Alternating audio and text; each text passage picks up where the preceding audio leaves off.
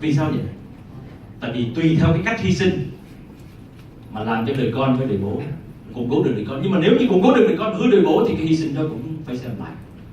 Bố phải có cuộc đời của mình, con cũng có cuộc đời của mình, không cần phải hy sinh cuộc đời nào cả. Nếu như vậy chúng ta suy nghĩ sâu hơn, nhiều hơn về chuyện này. Cho nên rõ ràng là trong cuộc đời chúng ta có rất nhiều vai trò, và chỉ cần chúng ta làm cách mạng từng vai trò đó thì đó chính là cách mạng bản thân. Cái vai trò đầu tiên nhất và quan trọng nhất là vai trò làm chủ bản thân mình. Đó là vai trò của mọi vai trò. Vai trò thứ hai là vai trò ở nếu được còn trẻ, đó là vai trò làm con. Lớn lên rồi là vai trò làm cha, làm mẹ. Vào công ty chúng ta làm vai trò của một nhân viên nhân sự, một nhân viên bán hàng, hay là một CEO, hay là một giám đốc nhân sự. Tức là chúng ta có rất nhiều cái vai trò trong cuộc đời này. Và trước khi làm cách mạng thì cần phải làm rõ từng cái vai trò đó, rồi sau đó mới có thể thay đổi vai trò và làm tốt cái vai trò đó. Chúng ta sẽ có một cuộc đời khác, có một công việc, có một cái sự nghiệp hoàn toàn khác, có một cuộc sống hoàn toàn khác.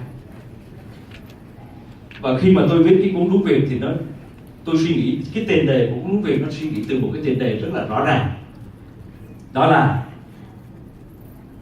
tôi tin rằng một quốc gia chỉ thịnh vượng và văn minh khi và chỉ khi phần lớn người dân trong quốc gia đó đều làm đúng và làm tốt công việc của mình, hay nói cách khác là làm đúng và làm tốt cái vai trò của mình.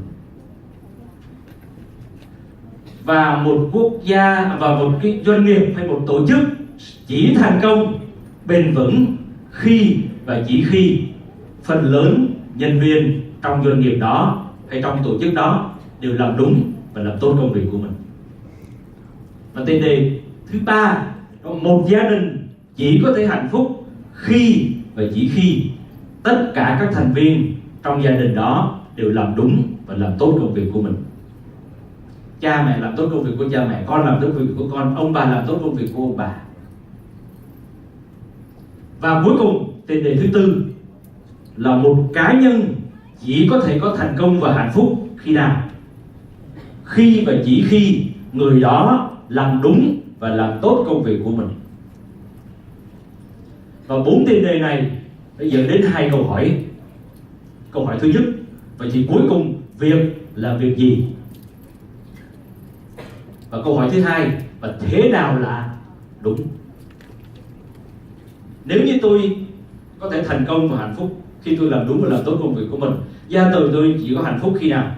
Khi gia đình tôi làm đúng, là tất cả các thành viên trong gia đình tôi đều làm đúng và làm tốt công việc của mình. Tổ chức của tôi sẽ thành công khi mà phần lớn nhân viên trong tổ chức của tôi đều làm đúng và làm tốt công việc của mình. Và đất nước tôi sẽ thịnh vượng và văn minh khi phần lớn người dân trong đất nước của tôi đều làm đúng và làm tốt công việc của mình. Vậy thì việc là việc gì và thế nào là đúng? Nếu như xác định rõ việc là việc gì và xác định rõ thế nào là đúng, đó là cách mạng. Cách mạng bản thân, cách mạng gia đình, cách mạng tổ chức và cách mạng xã hội. Đó là sự thay đổi có tính cách mạng. Tôi nói ví dụ, việc là việc gì? Tôi suy nghĩ rất nhiều về việc này. Và cuối cùng tôi ngộ ra là trong đời con người ai cũng chỉ làm có 3 việc thôi.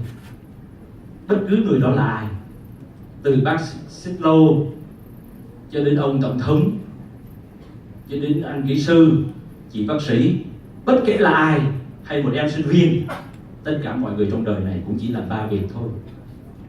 Việc thứ nhất là làm người, việc thứ hai là làm dân, việc thứ ba là làm nghề.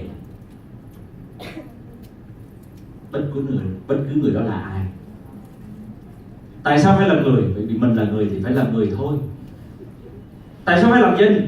Tại vì không ai lại không phải công dân của một quốc gia nào đó, không ai lại không phải là thành viên của một xã hội nào đó.